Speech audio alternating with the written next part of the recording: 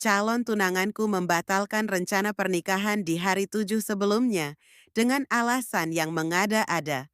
Karena orang tuaku tak mau malu, akhirnya aku dinikahkan dengan OB yang tinggal di kontrakan dekat rumahku. Ternyata OB itu adalah pemilik perusahaan di tempatku bekerja, bukan office boy biasa karya Devi Azra Akila. Tegas sekali kamu, Mas. Pernikahan kita tinggal seminggu lagi. Undangan pun sudah disebar. Enggak, Mas Tony. Aku enggak percaya. Pasti kamu hanya bercanda, kan? Air mataku mengalir deras. Bahkan setelah beberapa kali mengusap air mata dan menarik napas dalam pun, tetap saja tak menghentikan kedua mataku, mengekspresikan kekecewaan dan kesedihan. Tony Wijaya, keluarga terpandang di daerahku. 2 bulan yang lalu, datang bersama orang tuanya untuk melamarku menjadi istrinya.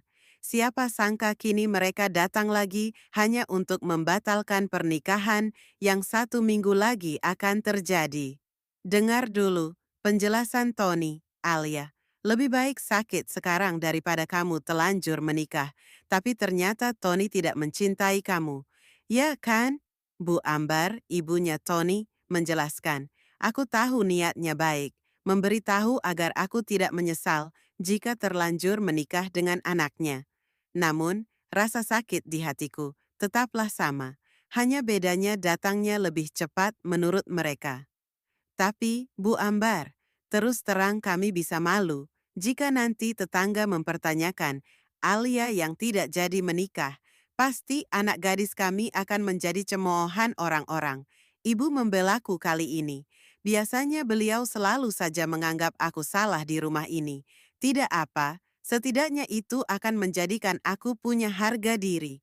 Iya, maaf Bu, Pak, Alia, sebenarnya ini hanya salah komunikasi.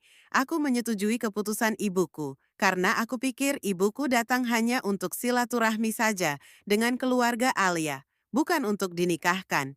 Karena menurutku, Tony menggantung ucapannya. Hah, salah komunikasi katanya. Tapi kenapa hampir 2 bulan ia baru menyadari kalau ini bukan hal yang dia inginkan?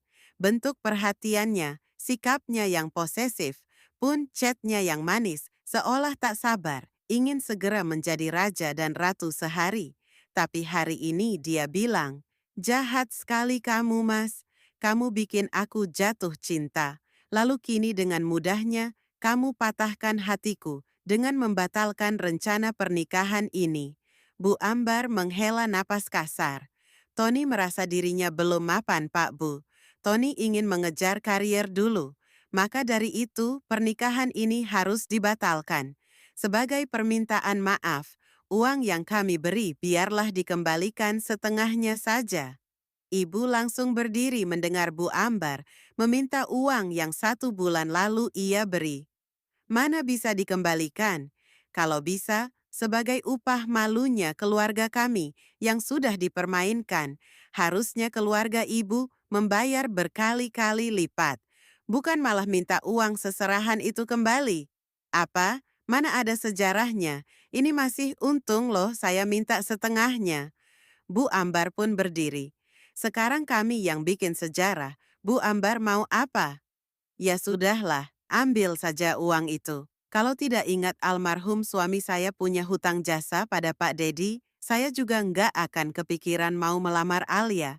Tadinya saya pikir, kalau Tony anak saya benar-benar sukses nantinya, saya akan datang lagi untuk menikahkan mereka. Bu Ambar melipat tangan di dada dan melirik sinis pada Bapak. Hutang jasa apa, Pak? Kok Bapak nggak pernah cerita? Ibuku kembali duduk. Bapak cuma menolong saja dulu, Bu. Tidak mengharapkan suami Bu Ambar membayar jasa yang telah Bapak lakukan.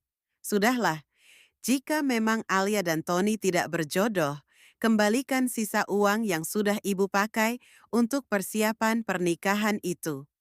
Bapak berkata dengan tenang, dengar tuh Bu, jangan serakah, namanya nggak jodoh mau diapakan lagi. Kembali Bu Ambar berkata sinis, tapi Pak, Ibu protes dengan perintah Bapak, Namun matanya memperhatikan aku yang mengangguk tanda setuju atas keputusan Bapak. Tidak usah tapi-tapi, kembalikan saja. Perintah Bapak lagi pada ibu. Ibu membalikkan badan, kemudian berjalan sambil menggerutu ke arah kamarnya. Tak lama, ibuku kembali membawa amplop coklat persegi panjang, lalu meletakkan benda tersebut di atas meja dengan wajah mengerucut. Bu Ambar menyambar amplop yang ibuku letakkan di meja dengan cepat. Setelah itu menarik tangan Tony untuk berdiri. Terima kasih, sekali lagi kami minta maaf. Permisi. Kemudian mereka pun berjalan ke arah pintu. Jangan bersedih ya nak, mungkin memang Tony itu bukan jodohmu. Ingat, wanita yang baik akan menemukan lelaki yang baik. Bapak percaya itu. Pasti ada laki-laki baik yang akan menjadi jodoh dunia akhirat melamarmu nanti. Bapak mengusap pundakku. Jadi maksud Pak Dedi itu, anak saya Tony bukan laki-laki yang baik? Pak, kalau bukan karena pesan almarhum suami saya juga enggak mau kali datang ke sini. Enggak selevel tahu.